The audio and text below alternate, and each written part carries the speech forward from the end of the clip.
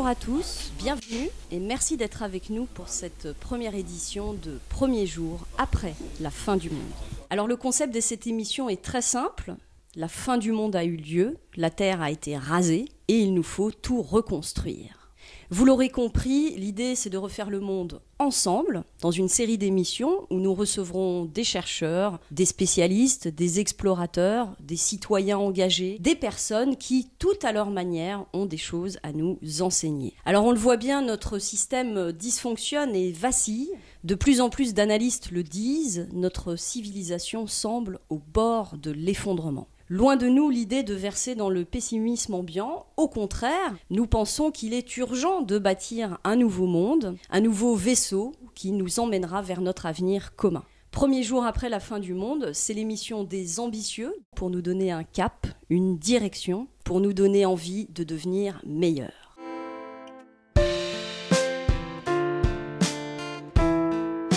Pour nous accompagner sur cette première édition, je reçois Roland Gori. Bonjour Roland Gori. Bonjour Amélie. Merci d'avoir accepté notre invitation. Alors Roland Gori, vous êtes psychanalyste, professeur émérite de psychologie et de psychopathologie clinique. Vous êtes l'auteur d'une vingtaine de livres. Alors parmi lesquels, j'ai retenu les 4 derniers parce qu'il y en a tellement. La fabrique des imposteurs, sorti en 2013. Faut-il renoncer à la liberté pour être heureux? L'individu ingouvernable. Et puis le dernier sorti, Un monde sans esprit. Alors, ces 4 derniers ouvrages posent un regard psychanalytique sur notre société, dont vous étudiez, observez les complexes, les dérives, les déviances depuis plusieurs décennies. Alors, pour que nos spectateurs puissent mieux vous cerner et comprendre un petit peu quels sont vos sujets d'intérêt, Roland Gori, quel est votre fer de lance? J'ai au moins 2 axes de recherche. Le premier concerne la parole et le langage, et en particulier la place et la fonction de la parole dans la constitution du sujet humain. Quelles sont les fonctions, je dirais, et les effets de la parole et du langage dans les relations humaines. Je suis un peu à la croisée d'une approche psychopathologique, psychanalytique, et puis d'une approche plus sociologique, plus anthropologique, voire politique. Le deuxième axe concerne un peu les passions.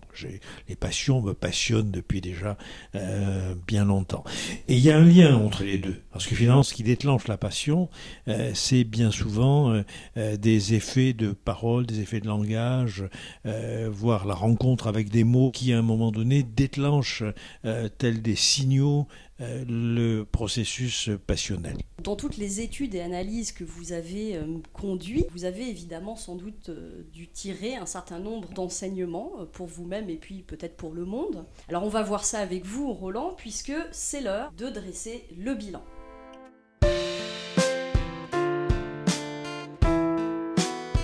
Alors Roland, pour commencer cette émission, je voudrais qu'on fasse un bilan sur notre civilisation. Nous sommes le premier jour après la fin du monde, donc nos sociétés ont été détruites, et on est un petit peu comme des survivants.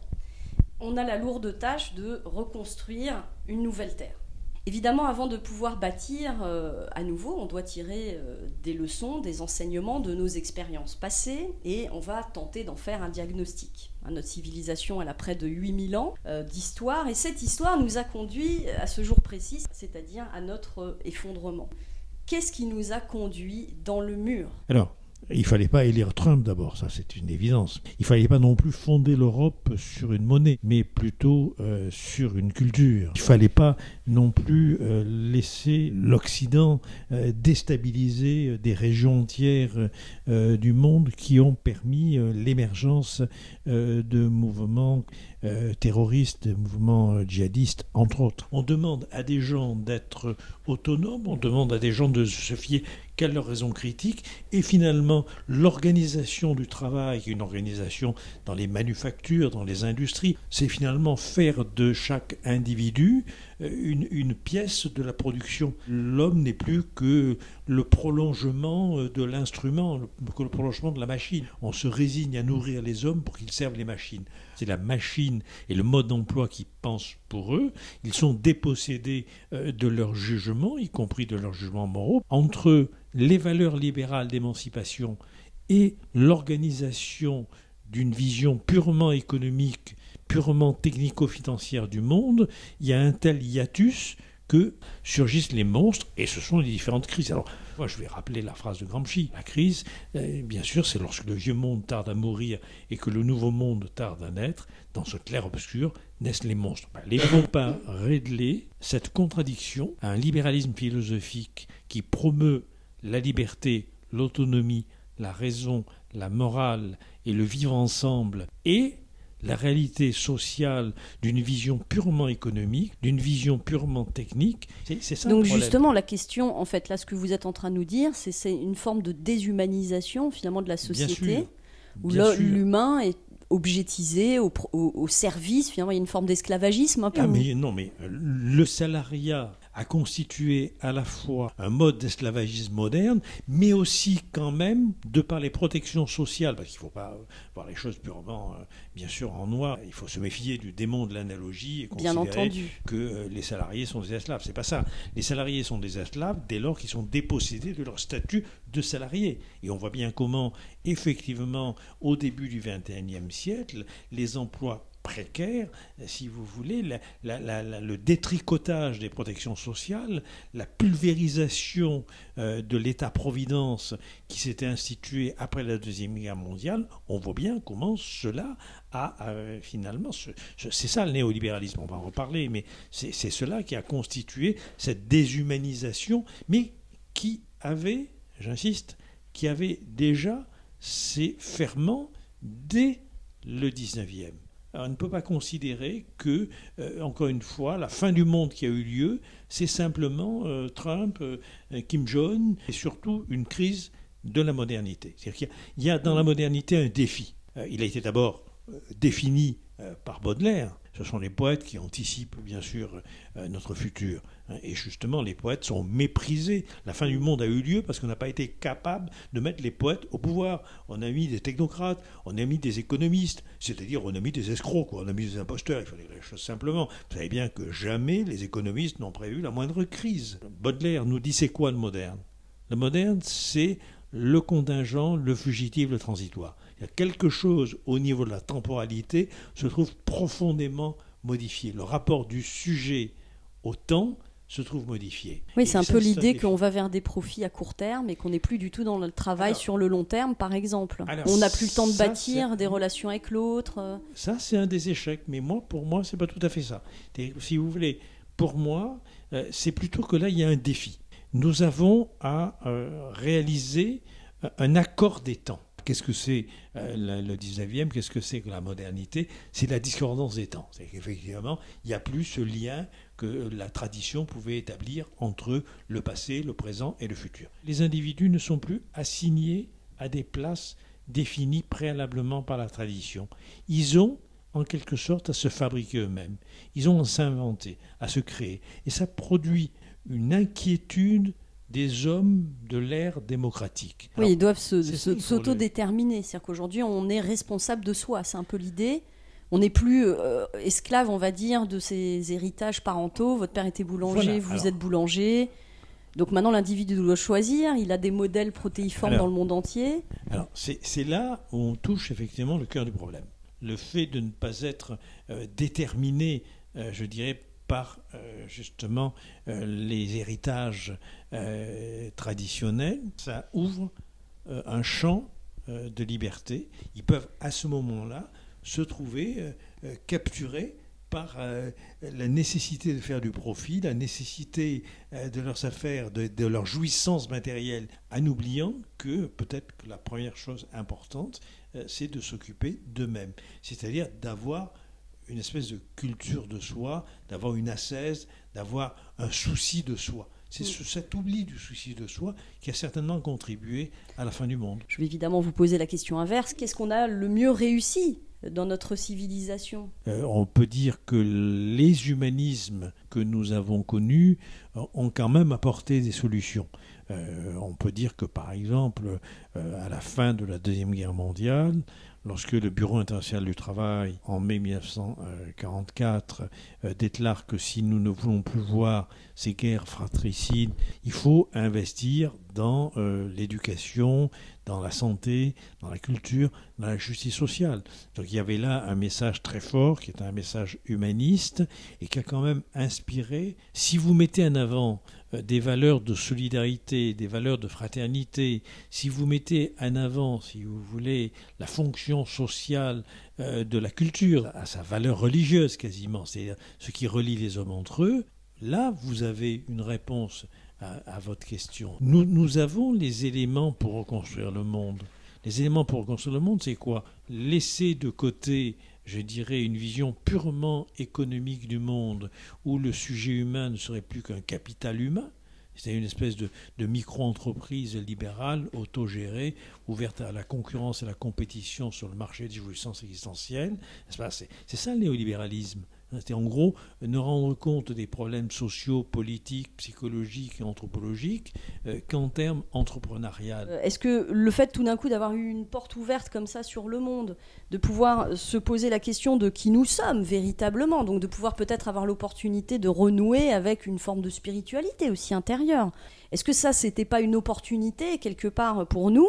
Est-ce que c'est pas là qu'on a raté finalement dans cette capacité à amener les gens à assumer qui ils sont véritablement, à être en harmonie avec eux-mêmes, à se construire une identité en fait? C'est formidable qu'on ne soit pas déterminé dès la naissance à une place sociale donnée, encore que ça ne soit pas si simple que ça, comme vous le savez. Bien entendu. Et ce défi de devoir s'autodéterminer, se créer soi-même, il a pris comme solution la voie un peu perverse de s'auto-promouvoir comme entreprise. Vous voyez bien que ce que Robert Castel appelait la montée des incertitudes provient de cette fragilité du statut salarial.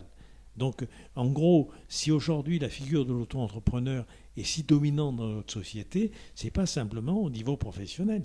Elle l'est quelque part anthropologiquement au niveau de la manière dont on doit se constituer comme sujet.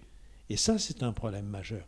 L'aspect positif de notre civilisation, elle était du côté, il faut bien le dire, de la loi. Elle était du côté de la protection du plus faible. L'apport positif du libéralisme, vous l'avez déjà chez Montesquieu, c'est-à-dire que ça protège de l'arbitraire, de la tyrannie. C'est ça. Et maintenant, c'est l'inverse un peu. On a créé on crée des lois pour protéger l'État du mécontentement populaire un peu. Oui, mais justement, c'est parce que ce ne sont plus des lois. C'est-à-dire que les lois se sont dégénérées aujourd'hui en normes. C'est-à-dire finalement en circulaire de service d'entreprise, pour aller vite. Il y a un problème, on fait une loi. C'est pas ça la loi. La loi a un caractère sacré, la loi a un caractère souverain, la loi n'a pas à être corrigée en permanence selon, si vous voulez, les humeurs de l'opinion. La loi, elle doit être pensée à définir ce qui est permis à partir du périmètre de ce qui est interdit. Or, c'est pas du Alors tout justement, ça. vous parlez de loi, là, il y a un mot qui revient souvent, finalement, et que les gens dénoncent, c'est l'obsession du contrôle. Ce contrôle, cette volonté de... Alors beaucoup de gens disent c'est la quête du pouvoir, la quête de l'argent, mais au fond, l'argent, le pouvoir, c'est le contrôle. Et au fond, toute cette question-là du contrôle de l'autre, est-ce que c'est pas ça aussi, cette volonté de ces supranations aujourd'hui de contrôler de plus en plus les individus? Alors je donne un exemple très bête, mais on ne se rend pas compte quand même que le concept de carte d'identité, par exemple, est assez moderne, qu'il date finalement de la Seconde Guerre mondiale, que donc finalement la gestion des flux de population s'est renforcée quand même avec cette modernité. C'est-à-dire que plus le monde s'est ouvert, et finalement, plus on a eu cette obsession de contrôler les individus. Enfin, c'est la sensation que ça me fait. Qu'il y a aussi la question de la problématique identitaire qui se pose. Est-ce que c'est pas ça, finalement, ce cœur du problème de notre société? Qui sommes-nous? Où allons-nous? C'est une question à laquelle on n'a finalement pas réussi à répondre. Nous en sommes aussi arrivés là parce que nous avons réalisé une espèce de mondialisation fondée sur les échanges marchands, financiers, économiques et pas du tout sur la culture des peuples. Le peuple est devenu un ensemble de populations. C'est devenu la masse, en fait. Oui, et puis les populations, ça se fonde sur des statistiques, ça ne se fonde pas, si vous voulez, sur une substance, sur une identité, sur des valeurs. Donc c'est ça le problème majeur, à mon avis, aujourd'hui. Alors du coup, on a effacé les frontières, mais pas pour s'ouvrir au monde, pas pour réaliser, je dirais, une espèce de contrat de fraternité, de solidarité. On a ouvert les frontières pour faire des affaires. Et donc à partir de ce moment-là, les populations devaient suivre. Alors, elles ont suivi, mais comme vous avez, elles ont suivi dans le sens où elles se déplacent pour essayer de trouver de quoi bouffer. C'est tout. Et vous vous trouvez dans la contradiction propre au capitalisme financier que nous connaissons, c'est-à-dire d'ouvrir des frontières pour faire des affaires et non pas d'ouvrir des frontières pour que les gens communiquent, se parlent, échangent, s'enrichissent. Vous avez automatiquement une réaction de défense des populations autochtones. L'élection de Trump aux États-Unis, ce sont l'ensemble des classes sociales, notamment moyennes, blanches, jeunes, etc., qui ne veulent plus du système libéral qui s'est trouvé incarné par Hillary Clinton. Et aujourd'hui, quand vous avez une montée de l'extrême droite en Autriche, en Hongrie et ailleurs, ou une montée du nationalisme, voire en France avec le Front National, c'est quoi ? Vous avez justement la montée de partis incarnant les revendications de ces populations autochtones qui rejettent quoi ? Ils ne rejettent pas les migrants, ils croient rejeter les migrants. Ils rejettent en quelque sorte un effacement des frontières établi et déterminé purement sur une logique, si vous voulez, économique et financière. Et à la place de la mondialisation, ce qu'il faudrait, c'est ce que propose un poète. Ce sont les poètes l'avenir, Lydie. C'est pas du tout les économistes et les technocrates. Ce que propose Édouard Glissant, c'est quoi ? C'est qu'à la place, si vous voulez, de la mondialisation, on est la mondialité, ce qui est tout à fait autre chose. Alors je vais essayer de résumer un petit peu ce que vous nous dites, pour que tout le monde puisse bien comprendre, parce que c'est quand même high level ce que vous nous dites, Roland.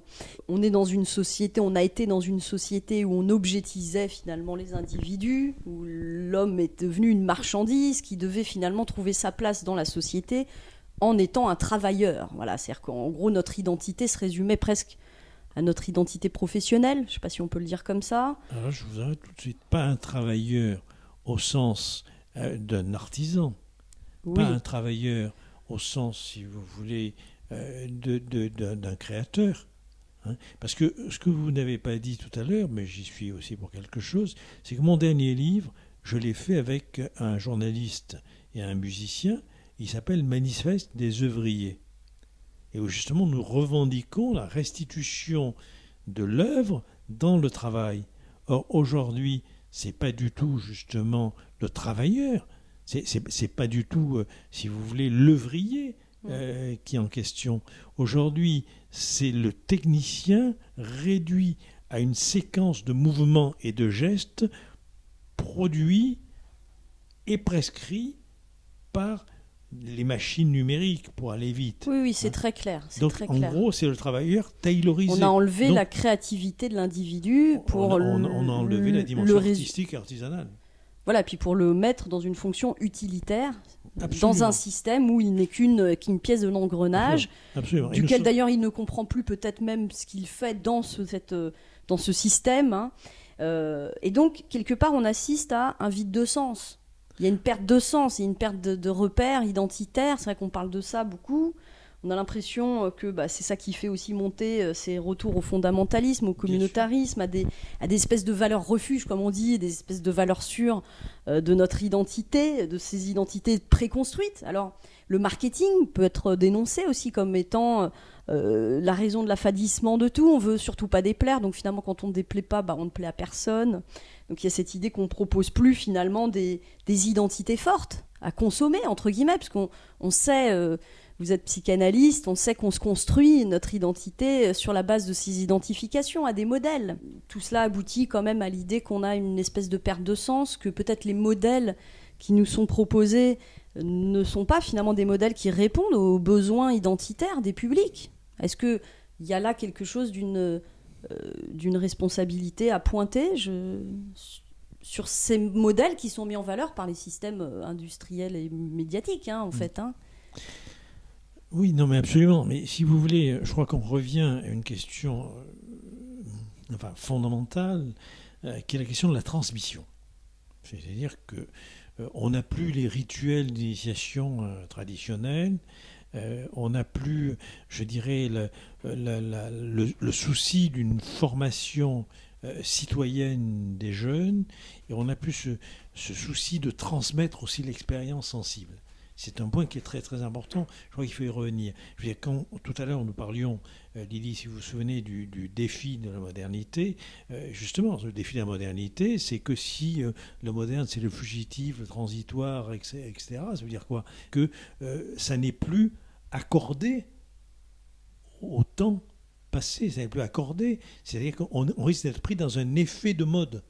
Et c'est ce qui s'est produit. Donc encore une fois, on ne va pas rejeter la modernité. On va dire qu'elle nous a lancé un défi que nous n'avons pas été capables de le relever. Pensez justement les dispositifs de transmission.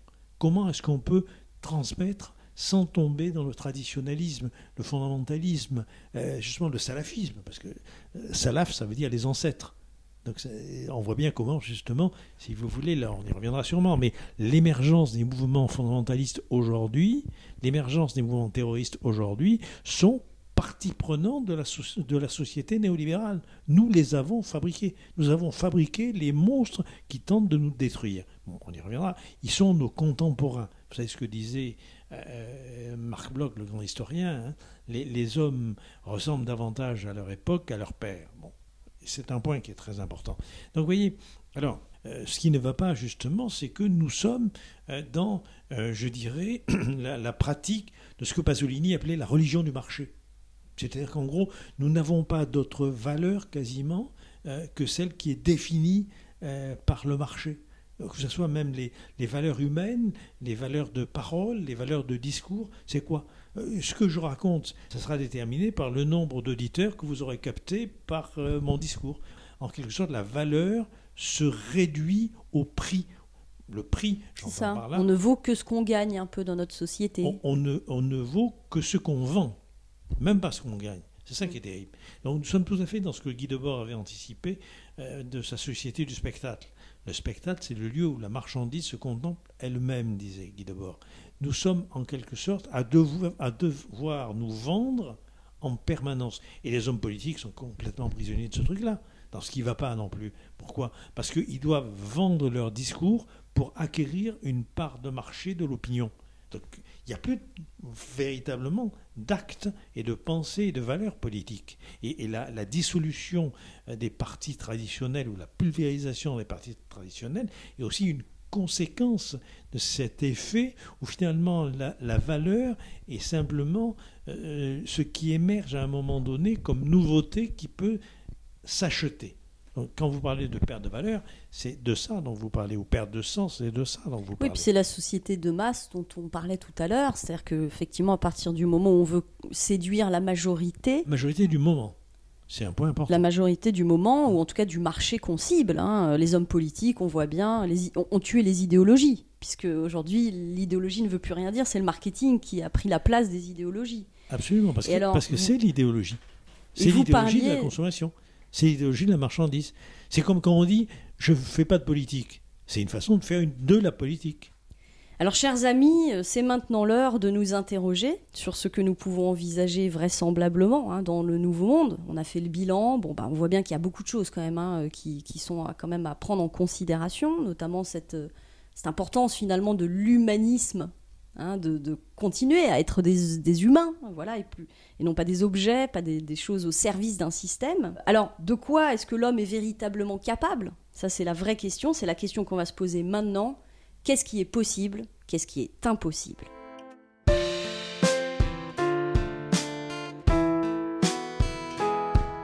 Alors, Roland Gori, j'ai envie de vous poser une première question par rapport à ce possible. Comment maintenir la possibilité du collectif sans finalement céder à la tyrannie d'un système et de ce que vous avez appelé la normativité? Est-ce qu'il est possible, pour reformuler ma question, de définir l'originalité individuelle, l'unicité, le caractère unique de chacun, comme finalement la norme unique d'une société.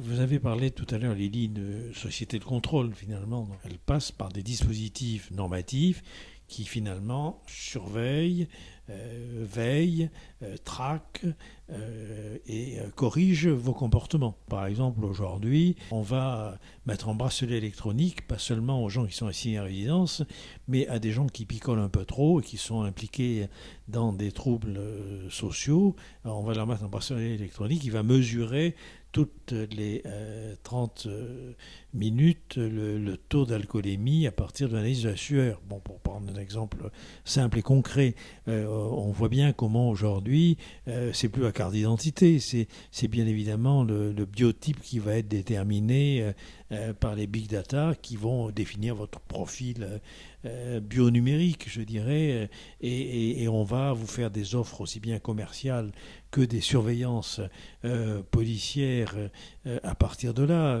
ou même des propositions amoureuses. Donc il y a véritablement aujourd'hui une espèce de vie algorithmique, de gestion algorithmique des populations humaines. C'est pour ça qu'on en est arrivé à la fin du monde. Parce que ce système, je dirais, d'objets intelligents, interconnectés, de maisons intelligentes, où tout est finalement organisé par un système algorithmique, de villes intelligentes, de monde intelligent, il peut très bien se passer de l'humain. Ces objets peuvent très bien communiquer entre eux. Alors bien sûr, on n'en est pas à ce scénario de science-fiction, mais... Quoique, c'est Elon Musk là, qui nous dit qu'il veut... upgrader les hommes pour qu'ils survivent face aux machines. Donc on est en plein dans cette question-là. Mais les machines peuvent se passer des hommes alors que les hommes ne peuvent pas se passer des machines. En tout cas, on est à 2 doigts de ce moment-là qui sera la fin du monde. C'est-à-dire, effectivement, un monde parfaitement utilitaire, un monde parfaitement organisé, où le système est le plus intelligent qu'il soit, sauf que la vulnérabilité humaine, sauf que l'amour, sauf que l'amitié, les droits de l'imaginaire, les droits du rêve. Il y a cette revendication du rêve, cette revendication de l'amour, cette revendication de, en gros, rêver le monde pour pouvoir le transformer, pas seulement s'y adapter. On est dans un système qui finalement vous adapte au monde et ne vous permet pas de le créer. Donc la première des exigences politiques, morales, psychologiques serait de faire de chacun d'entre nous le créateur d'un monde, bien évidemment en solidarité, en fraternité avec les autres, et pas comme une espèce de monade, d'atome autistique replié sur lui-même. Oui, Roland, c'est très important ce que vous dites là sur la question du rêve, parce que souvent les rêveurs sont taxés un peu les idéalistes. Notre émission là qu'on fait, on est quand même dans une ambition de penser des idéaux. Aujourd'hui, on ne pense plus les idéaux et on nous interdit de le faire presque. Il y a une espèce d'idée d'impossible. Si on est un rêveur, on est naïf, on est gentil, on est mignon, on est un peu bisounours, quoi. Alors que là, on comprend bien quand même dans ce que vous dites à quel point c'est essentiel. D'abord, rêver, c'est vrai que c'est se projeter en avant. Tous les visionnaires ont rêvé à un moment donné. On ne peut avancer que dans la direction qu'on projette. Donc c'est vrai que cette idée du rêve, de la mise en mouvement, de la créativité, c'est quelque chose de fondamental aujourd'hui dans notre société et de pragmatique. Je pense que ça, il faut quand même le dire à nos auditeurs que c'est pas quelque chose de fleur bleue, de naïf, de bisounours que de promouvoir l'espérance, le rêve, la créativité, la reconnexion avec soi. Vous parlez de cette déconnexion finalement de l'humain avec son humanité, mais est-ce que c'est pas ça qui nous a fait détruire notre planète ? On est déconnecté de notre nature, donc de la nature. Mais justement, nous avons, ça rejoint la première partie de votre émission, Lily, nous avons voulu être performants, compétitifs, utiles, rentables. Et nous avons perdu notre humanité. C'est-à-dire qu'en gros, nous avons organisé notre société sur le modèle des sociétés animales. C'est ça la norme. Le Canguilhem qui disait que la raison est régulière comme un comptable, mais la vie anarchiste comme un artiste. Il faut redonner aux artistes la place essentielle de rêver, de penser le monde, ce qui ne veut pas dire bien évidemment qu'on va se soumettre à leurs rêves, parce que ça peut aussi se transformer en cauchemar. Donc bien évidemment, ça ne veut pas dire qu'on va s'aligner sur les rêves des artistes, mais ça veut dire qu'il faut que nous puissions respirer, nous imbiber, accepter ces temps de pause et ne pas chercher à tout prix à être efficace, rentable, compétitif dans le court terme. Parce que toutes les évaluations aujourd'hui, Lydie, et j'insiste beaucoup pour vos spectateurs là-dessus, toutes les évaluations aujourd'hui sont des impostures. Le classement de Shanghai, le palmarès des hôpitaux, les palmarès même des chaînes télévisées ou des radios sont des impostures qui ne reposent que sur une évaluation quantitative, formelle, procédurale au court terme. Alors ça, c'est important, il faut le dire, parce que les gens, c'est pareil, sur ce sujet, ne comprennent pas forcément. Ils vont peut-être entendre imposteur, ah oui, c'est radical, ça y est, on est dans un discours extrémiste, etc. Ouais. Mais ce qui est important de comprendre, cette évaluation, cette normativité que vous dénoncez, pourquoi l'imposture? On peut donner des exemples très cons. Si une école privée, par exemple, aujourd'hui, pour avoir l'équivalence universitaire, doit répondre à des critères, par exemple, de recherche. Moi, j'ai enseigné dans le système privé, donc je peux en parler. C'est vrai que si on leur demande à ces écoles de faire des mémoires de master, par exemple, ce critère suffit à donner l'agrément. Or, on voit bien que si on prend un mémoire de master dans ces écoles privées et un mémoire de master universitaire, qui a une énorme marge de qualité. Donc effectivement, il ne s'agit pas simplement de répondre à des critères quantitatifs, comme vous l'expliquez bien, mais de poursuivre une logique éthique quand même.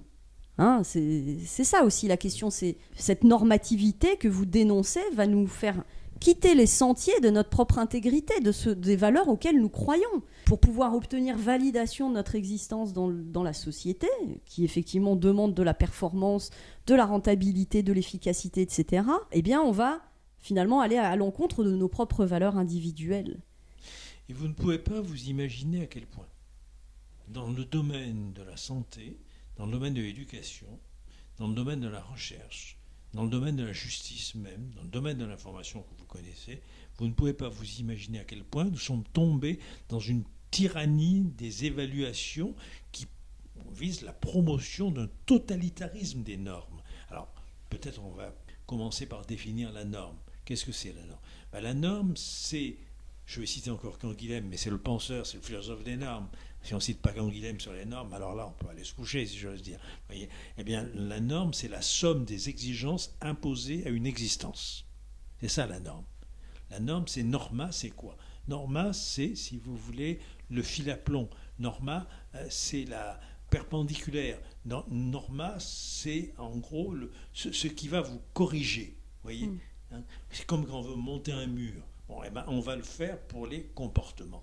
Et la notion de norme, elle est solidaire d'une certaine pensée technique de la production. C'est au XIXe siècle que le mot acquiert une telle importance. C'est-à-dire un siècle où va se faire l'apogée d'une vision technique du monde et de l'humain. C'est ça qui est important, parce que les normes, c'est très important. Regardez, les normes, vous en avez besoin pour votre technique. Vous n'allez pas mettre une prise n'importe où. Ça permet la compatibilité. Voilà. Comme les individus qui eux-mêmes, par consensus culturel, vont pouvoir se rencontrer parce qu'ils partagent des normes communes. Oui. Et alors, la différence, c'est que si je dois fermer ma porte, j'ai intérêt à ce que, effectivement, l'encadrement de mes portes corresponde à la dimension de la porte. Bon, donc, on ne peut pas se passer de normes, on est d'accord. Mais non, mais même le vivant produit ses propres normes, oui. Ça va de soi.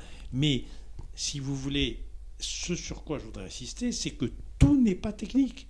Le vivant n'est pas technique. Je vous citais tout à l'heure Canguilhem, c'est ça que ça veut dire. Il y a une dimension même de la vie dans la biologie, dans la psychologie, dans la sociologie, qui ne peut pas se réduire à la technique. Le drame, c'est que nous avons technicisé l'ensemble du monde et du vivant, jusqu'à l'humain, bien évidemment, qui est considéré par le taylorisme comme une somme de mouvements, comme une somme de gestes à effectuer pour une production individuelle. Et les normes, elles ont explosé au XIXe. Foucault, justement, parle de l'extension sociale de la norme, c'est-à-dire que des dispositifs de normalisation se mettent en place qui font qu'aujourd'hui, pour être très concret, à l'école, ça ne va pas être simplement le lieu où l'enfant va apprendre des connaissances et où on va recueillir son désir de savoir pour pouvoir lui permettre justement de se créer lui-même et de créer le monde, mais ça va être un ensemble de règles qu'il va apprendre, plus ou moins mal d'ailleurs, comme vous pouvez le constater, et qui sont des normes. Alors, est-ce qu'on peut faire une société? Est-ce que c'est possible? Pour le coup, là, voilà, on va s'intéresser à ça. Est-ce que c'est possible ou pas possible? Est-ce qu'on peut imaginer une société, par exemple, où l'individualité, dans son sens noble, je ne parle pas d'individualisme, mais l'individualité, le multiculturalisme, la pluralité, comme vous le disiez tout à l'heure, est-ce qu'on peut imaginer une société où cette pluralité et le droit à cette différence, en fait, serait une norme fondamentale, vous voyez ? On ne peut pas se passer des normes dans la mesure où, si vous voulez, le vivant crée ses propres normes et où il y a, comme disait par exemple Jaurès, il y a une liberté de s'autodiscipliner. Donc il y a une possibilité de se donner les normes nécessaires à finalement vivre en communauté, en relation avec soi-même et les autres. Donc c'est pas ça le problème. Le problème, si vous voulez, c'est qu'il y a une inflation des normes aujourd'hui qui est liée à une crise de l'autorité. Parce qu'il y a une crise de la loi. Et qu'en gros, aujourd'hui, c'est ce que Foucault a très bien montré, nous sommes davantage dans une société de la norme que dans une société régie par la loi. C'est très simple la différence. La loi, c'est qu'on va définir un certain nombre d'interdits qui font que je saurai ce qui m'est permis à partir de la connaissance de ce qui m'est interdit. C'est aussi bête que ça. Donc il y a une bipartition entre le permis et le défendu. La norme, c'est une prescription insidieuse et dense d'un certain nombre d'exigences qui, au nom, par exemple, du bien-être de la santé, manger 5 légumes et fruits par jour, faites l'amour 4 fois par semaine, etc. Bon, bref, si vous voulez, je plaisante à peine. Bon, par exemple, il y a eu des travaux qui ont été faits par des juristes. Le nombre de circulaires qu'on a pu produire au sein de la législation scolaire, qui est complètement affolant. Et là, c'est plus des lois. On a de plus en plus accru des exigences formelles qui ne correspondent pas aux valeurs réelles.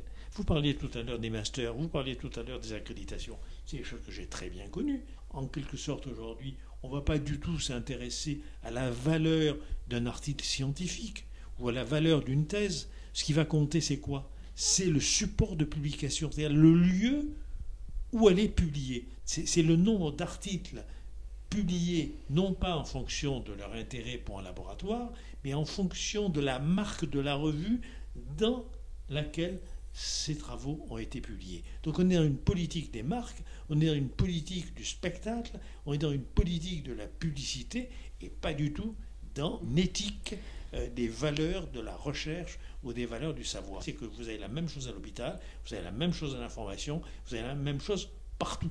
C'est ça le danger. Alors pour rester dans la prospective, justement, est-ce que... Il faut arrêter avec les normes.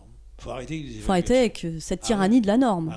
Pour moi, c'est très simple. Ouais. Pour Pasolini, il fallait supprimer la télévision et le lycée. Moi, je ne suis pas forcément contre sa proposition. On voit bien qu'une société sans normes ne peut pas exister, puisqu'on ne peut pas se rencontrer, etc. Donc, comment on trouve ce juste équilibre, quoi ? Il ne faut quand même pas oublier que si vous prenez le 5e siècle avant Jésus-Christ, au moment où a été inventée la démocratie, vous n'étiez pas dans une société normative. Vous étiez dans une société, si vous voulez, de citoyens. Là, mais il y avait quand même des normes, en plus. Ce que j'entends, normes, c'est aussi le consensus culturel de comment on interagit les uns avec les autres, de comment il est normal de se comporter. Non, mais c'est ça le problème. Le problème, il est là. C'est que de même la représentation de la réalité, au fond, parce que si on entend bien que chez nous, en Occident, c'est normal, cette culture de la science, du rationalisme. Si on va en Asie, en Thaïlande, on voit bien que leur normalité n'est pas la nôtre, quand même. Donc il y a quand même une idée d'un consensus culturel qui est propre là, pour le coup, dans ce que vous dénoncez, à l'Occident, quand même. Voilà, oui, non, mais enfin, à l'Occident, et encore une fois, qui se développe au XIXe siècle. Alors pourquoi ? Bon, il ne faut pas oublier d'abord que ce message formidable du libéralisme philosophique des Lumières, c'est la liberté. La liberté, à la fin du XVIIIe siècle, elle s'avère corrélative de la mise en place de dispositifs de sécurité. Il va de soi que si on vous octroyez la liberté aux citoyens, il faut se garantir qu'elle ne va pas entamer celle des autres. Et pour ça, donc, il faut qu'il y ait une sécurité qui soit en quelque sorte établie. Cette sécurité, elle est notamment garantie par la loi. Mais elle ne peut pas être garantie que par la loi. Et encore moins par les normes. La norme, ça va être la prescription de gestes, de comportements que vous devez faire pour être correct socialement parlant. Et être accepté d'une certaine manière. Sinon, on risque l'exclusion, le rejet. Vous voyez la différence ? Bien sûr. C'est très important. Donc, pour l'avenir, Arrêtons avec ces dispositifs de normalisation, arrêtons avec ces dispositifs d'évaluation, arrêtons avec cette fabrique de servitude volontaire, arrêtons avec cette fabrique de soumission sociale librement consentie, comme disaient les psychosociologues. Il faut arrêter avec ça. Alors Roland, justement, parce que vous parlez de la liberté, et ça m'amène à ma question suivante sur le possible-impossible. Est-ce qu'on peut vraiment créer une société où les individus seraient véritablement libres ? Alors j'entends par véritablement libre la liberté totale de l'individu à disposer de son temps.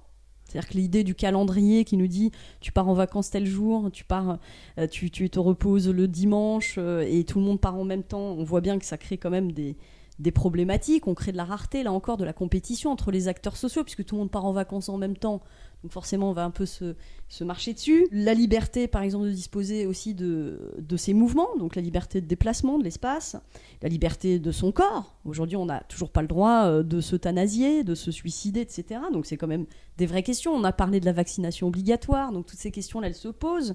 La liberté de la pensée. Là, vous parlez de la tyrannie de la norme, on voit bien qu'on peut s'interroger sur est-ce qu'on est vraiment libre de penser ce qu'on pense quand même, c'est par rapport à ces conditionnements. Et puis, la liberté de disposer de notre énergie, justement, de ne pas la mettre au service peut-être d'un système qu'on cautionne pas, etc. Est-ce qu'on ne peut aujourd'hui créer un monde où les gens seraient véritablement libres ? Oui, mais tout dépend de la définition que vous donnez de la liberté. La liberté de s'exprimer, la liberté de s'associer, la liberté de se mouvoir, en quelque sorte, sont des libertés fondamentales. Et ce sont des acquis sociaux et politiques de notre civilisation. Ça, il ne faut pas l'oublier. Il ne faut pas jeter... De la liberté de se mouvoir ? Le 19e réussit à un moment donné quand même à la liberté de la presse, la liberté Mais est-ce qu'elle est véritable aujourd'hui dans notre société ? Commençons d'abord par reconnaître qu'il ne faut pas jeter le bébé avec l'eau du bain. On est d'accord. Donc, si vous voulez, il y a eu quand même, en matière de liberté, un certain nombre d'acquis. On voit bien, en contrepoint, les effets de censure, non seulement des partis totalitaires que nous avons connus au XXe siècle, mais aujourd'hui, par exemple, dans les théocraties saoudiennes, du Qatar et autres, pour prendre quelques exemples, mais pas seulement, il y en a plein, ou même, voire en Russie, il y a des censures. Bon. Le propre du néolibéralisme, le propre de l'Occident notamment, c'est que ces libertés ne sont pas entravées par une censure qui va être directe et franche et massive et policière. Elle va être, cette liberté, entravée par des dispositifs de normalisation, de canalisation, d'injonction publicitaire, de propagande, et donc d'assujettissement de monstres doux, comme dit l'autre. Bon. Donc c'est ça le problème. Alors, c'est ça. Ouais, oui. C'est une dictature, entre guillemets, qui ne dit pas son nom. Oui, d'accord, mais enfin, je préfère cette dictature molle que je combats, comme vous savez, depuis des décennies, à une dictature dure. C'est une évidence. Si vous voulez, je préfère être en France qu'en Syrie, en Irak. On est bien d'accord. On est bien d'accord. Ou même en Russie. Et même aux États-Unis, comme vous savez. Donc, le problème, il n'est pas là. À mon avis, c'est... Je ne vais pas faire un programme politique. Parce que justement, le propre des impasses liées au libéralisme d'aujourd'hui, c'est d'essayer de programmer les comportements en leur proposant des solutions toutes faites, des espèces de kits de solutions au problème de leur existence. Des programmations mentales un peu. Voilà. Télécharge un logiciel et hop. Et c'est ce que fait à sa manière Daesh, Al-Qaïda et compagnie. Moi, je dirais simplement que la liberté, encore une fois, c'est pas la liberté de faire ce que je veux. C'est pas la liberté, ça. Ça, c'est l'hédonisme qui est justement le propre des sociétés dépolitisées. Des sociétés qui ont perdu, si vous voulez, le goût et le sens de la confrontation à l'autre pour inventer un univers démocratique. Donc c'est pas je fais ce que je veux, comme je veux, quand je veux. C'est pas ça du tout. La liberté, c'est la possibilité déjà d'exprimer mon opinion sans craindre la rétorsion, sauf qu'on voit bien comme aujourd'hui, bien sûr, le néolibéralisme tue le libéralisme aujourd'hui, il faut le savoir. Parce que justement, en gros, tout se vaut, et donc il n'y a plus de hiérarchie de valeurs, il n'y a plus de pensée, de sens, et tout se vaut au moment où c'est dit. L'information n'a de valeur qu'au moment où elle émerge. C'est pour ça qu'au niveau de la télévision comme de la radio, nous tombons dans l'infobésité. Nous tombons dans l'infobésité. J'ouvre la télé, je vais écouter le journal télévisé, je m'attends à ce qu'on parle de choses importantes comme la tension entre les États-Unis et la Corée du Nord. Et qu'est-ce que j'ai ? J'ai la météo. Bon, avouez que la télévision comme ça, c'est du fait divers. Et comme disait Pierre Bourdieu, le fait divers fait diversion. Diversion de quoi ? Du champ du politique. Alors, pour en revenir à la question de la liberté, d'abord, elle est là, elle est la possibilité de s'exprimer. Or, quand vous parlez des normes tout à l'heure, quand vous parlez de l'université que j'ai bien connue, que je connais bien, vous n'avez plus la possibilité de faire ce que vous voulez au centre de recherche génial, etc. C'est terminé.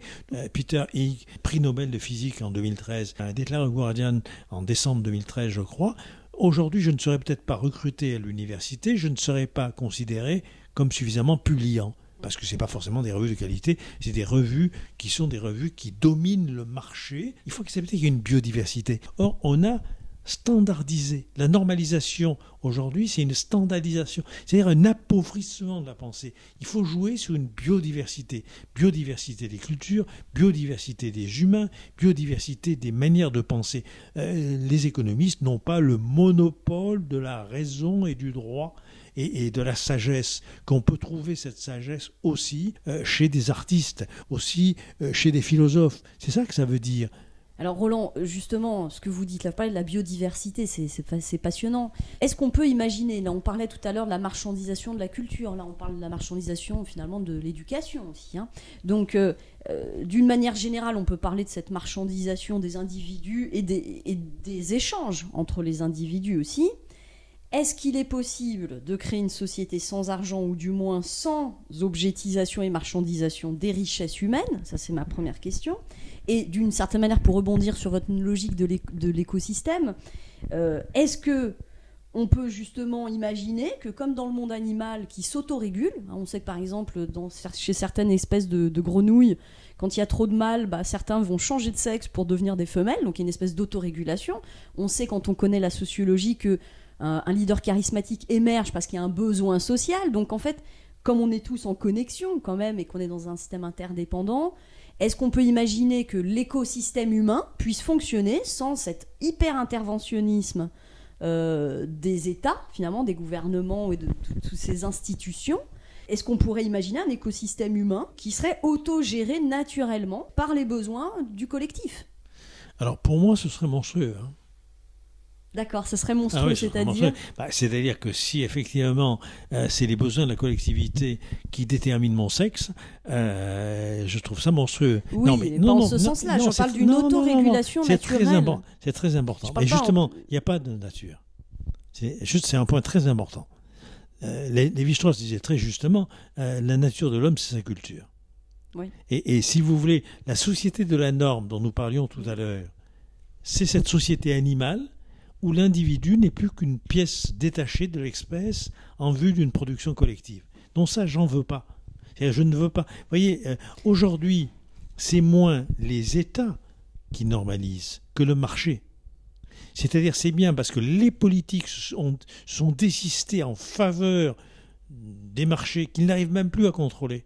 Vous savez très bien que les GAFA, Google, Amazon, Facebook et Apple, aujourd'hui, ont des budgets plus importants que nombre d'États africains ou autres. Donc, mais pour resituer ma question, pour bien qu'on se comprenne, parce qu'évidemment, par rapport aux grenouilles, c'était un mauvais exemple. Je ne dis pas, est-ce qu'on sera dans une société où on va imposer aux gens de changer de sexe ? Moi, ce que je veux dire, c'est qu'on peut avoir l'utopie de se dire que chacun soit à la place que son cœur lui dit d'avoir. Et qu'on nous objecte souvent que si on laissait les gens faire, et s'il n'y avait pas d'injustice dans le monde, tout le monde voudrait être ingénieur et il n'y aurait plus de balayeur. Vous comprenez ce que je veux dire ? Et moi, je ne crois pas à cette idée. Je crois que possiblement, il y a une autorégulation qui fait que si on laissait chacun aller vers son véritable champ de désir, finalement, la société, de manière naturelle, engendrerait des individus qui ont envie d'être boulangers, d'autres qui ont envie de s'occuper des fleurs, et que le problème n'est pas lié à est-ce que les gens veulent être ou pas éboueurs, c'est qu'on a négativé certains métiers et en survalorisant d'autres. Donc certains, par leur identité professionnelle, vont avoir une valorisation sociale, quand d'autres vont subir un déficit d'image quelque part. Et donc voilà, ma question, c'est Est-ce qu'on peut imaginer que si on arrêtait d'obliger les gens à aller dans une direction, est-ce qu'ils n'iraient pas tout spontanément finalement vers un écosystème équilibré comme la nature le fait? Alors je suis désolé, Lily, de vous contredire, mais Allez-y. je ne suis pas d'accord. C'est-à-dire que pour moi, il n'y a pas de finalité naturelle de l'écosystème humain. C'est-à-dire ça s'invente, ça se crée, ça se construit, et c'est essentiellement par une réhabilitation de la parole citoyenne. C'est-à-dire que, vous voyez, pour moi, c'est pas le collectif au sens de la collectivité animale, la société animale. Pour moi, c'est le collectif en tant qu'espace démocratique où la parole permet de trouver des solutions politiques auxquelles on n'avait pas encore pensé.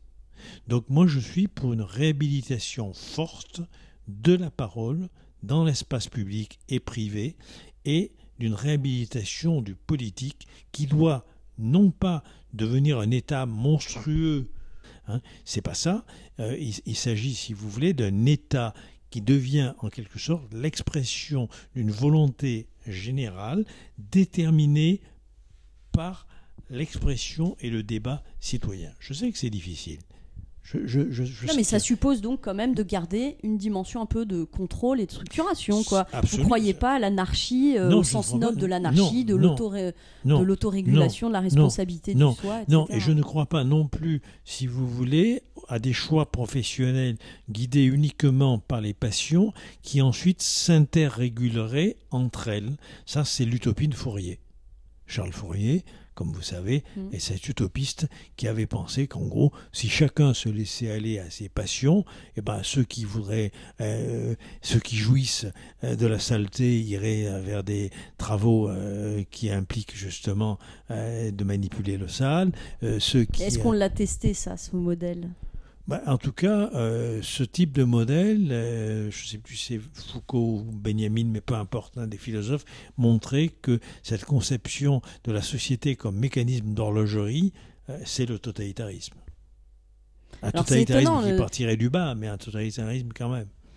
Alors c'est intéressant, c'est un vrai sujet, mais c'est vrai que par exemple, vous voyez, je fais le parallèle avec la permaculture, où on se rend compte que l'homme a voulu intervenir pour créer l'agriculture intensive, etc. Et qu'au final, la nature n'a pas besoin de l'intervention de l'homme pour s'organiser et pour fonctionner, en fait, dans cet écosystème dans lequel il y a évidemment de l'injustice.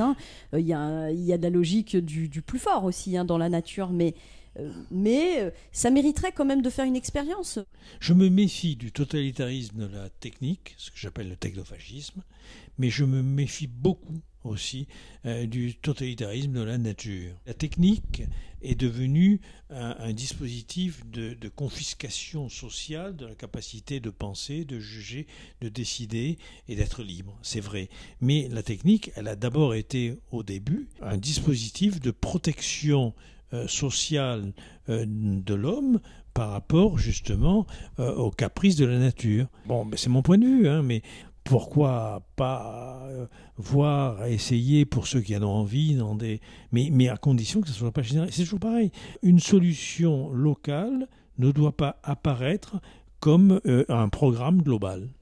Voilà, c'est l'uniformisation encore de la pensée, sinon, dans laquelle on retombe. Alors, question aux psychanalystes que vous êtes. On parle en psychanalyse, alors beaucoup, en tout cas d'études, ont expliqué que le non-dit, au sein de la famille, que le mensonge pouvait engendrer des pathologies en fait assez graves sur plusieurs générations. On vit quand même dans une société qui est une société de mensonges quand même, une société de mensonges, d'illusions. Le mensonge est très présent quand même dans notre société, notre civilisation. Est-ce qu'on peut imaginer de construire une société qui soit basée sur la vérité ? J'entends par là, comment est-ce qu'on peut poser la question de la confrontation par rapport à la vérité, parce que certains nous expliquent quand même qu'il est bon de mentir au peuple, vous voyez par exemple, que tout le monde ne peut pas confronter certaines vérités. Il y a aussi la question de gérer l'incertitude. Comment est-ce qu'on fait aujourd'hui dans une société où nos leaderships nous habituent à avoir réponse à tout ? Est-ce qu'on peut par exemple considérer l'humilité ? C'est-à-dire, est-ce qu'on peut imaginer une société dans laquelle le gouvernant, celui qui nous représente, puisse dire « je ne sais pas ». Est-ce qu'on pourrait imaginer de construire une société, basée sur cette totale vérité ? Alors, basée sur la vérité, oui. Totale vérité, là encore, ça me paraît un absolu qui risque, une fois de plus, le totalitarisme. C'est notre société de la consommation et du spectacle qui produit cette gestion par le mensonge. Le vrai n'est qu'un moment du faux, disait Guy Debord. On a à reconstruire le monde, on a effectivement peut-être à essayer de le fonder, non pas sur la vérité, parce que ça j'y crois pas à la vérité, mais sur une recherche de vérité. Une vérité qui ne peut être que relative, incomplète, et donc la vérité, c'est ce qui court après la vérité. C'est une démarche, la vérité, c'est pas voilà, une donnée. Absolument, c'est une démarche qui part d'un souci de traiter la vulnérabilité de l'homme. À la naissance, il n'est pas, au contraire des autres animaux, il n'est pas appareillé pour survivre, il a besoin de l'autre pour pouvoir finalement satisfaire ses besoins, et peut-être au-delà de ses besoins naturels, ses besoins humains. Donc je crois que si on veut reconstruire un nouveau monde, c'est aussi de là qu'il faut partir, de ce besoin de spiritualité, ce besoin d'éthique qui n'est pas le monopole des religions. L'humain ne peut pas se réduire à un ensemble de besoins naturels. Il y a quelque chose de plus qui est du côté d'un besoin de spiritualité que les religions exploitent comme fonds de commerce, mais qui n'est pas le monopole des religions, et que justement l'art et la culture peuvent apporter. Moi, c'est ce que je retrouve chez des gens comme Camus. Oui, puis on voit bien avec les fanatismes aujourd'hui que la spiritualité et la religion, c'est bien deux choses différentes, qu'on peut être spirituel sans être religieux, qu'on peut être religieux sans être spirituel. J'entends religion au sens de l'institution, hein. Mais effectivement, cette finalement perte de la spiritualité qui est liée au rationalisme de la pensée que vous dénoncez, et qui est là dans cette espèce de rationalité de l'humain où tout doit être utile, etc. C'est peut-être ça, justement, la clé de notre réussite. On est des êtres aussi spirituels, on l'a bien vu à travers la préhistoire même, hein. Je veux dire, on a toujours été en quête de spiritualité, quelle que soit la culture, quel que soit le peuple, quelle que soit l'époque. Et c'est peut-être ça que notre société occidentale finalement a vidé de sa substance, de cette possibilité de l'individu, par cet excès de rationalité, à se reconnecter avec ce qui est finalement dans sa nature, pour le coup.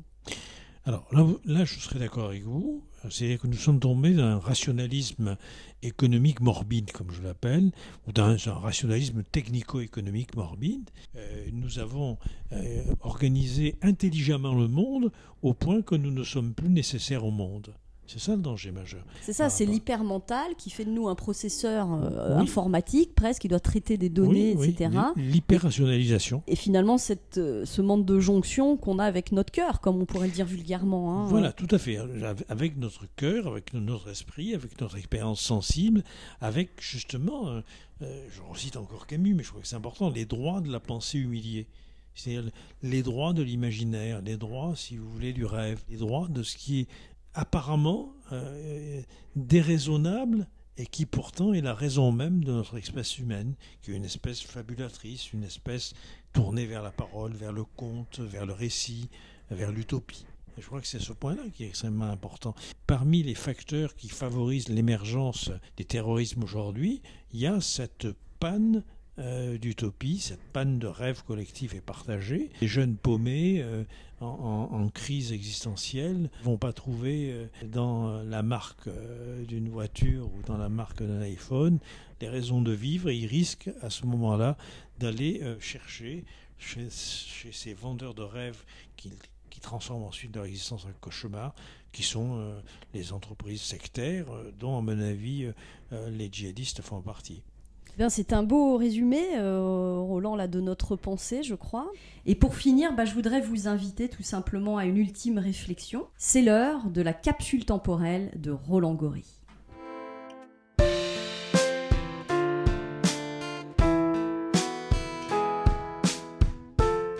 Roland Gori, vous avez passé votre vie à étudier les hommes et la société.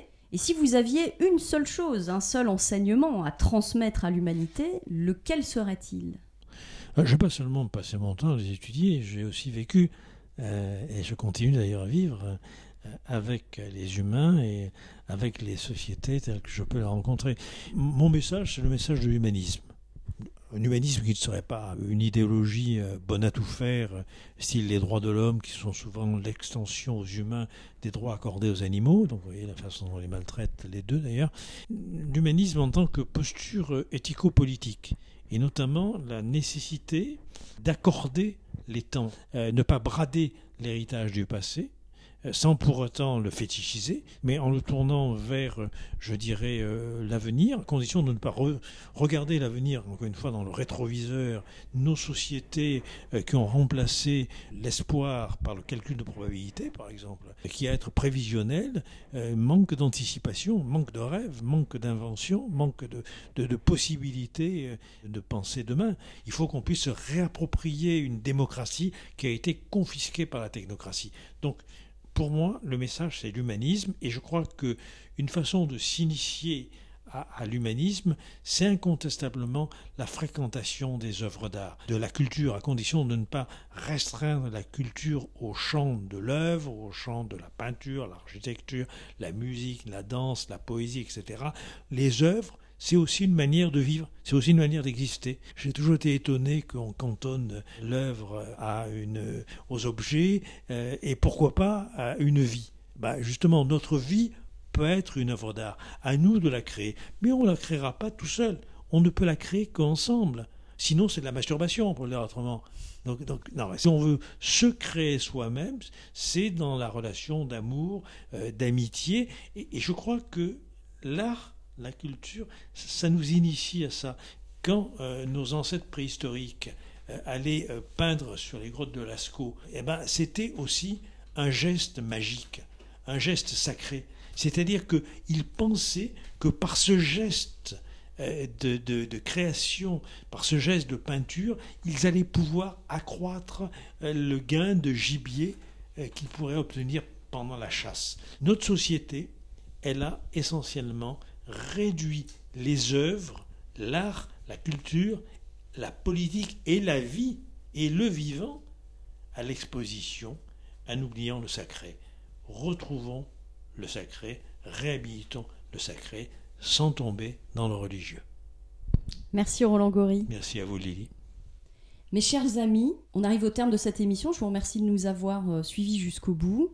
Je sais que pour beaucoup d'entre vous, changer le monde est de la pure utopie. Néanmoins, comme nous l'a expliqué notre invité, l'utopie a du bon. Elle nous permet finalement de renouer avec notre créativité.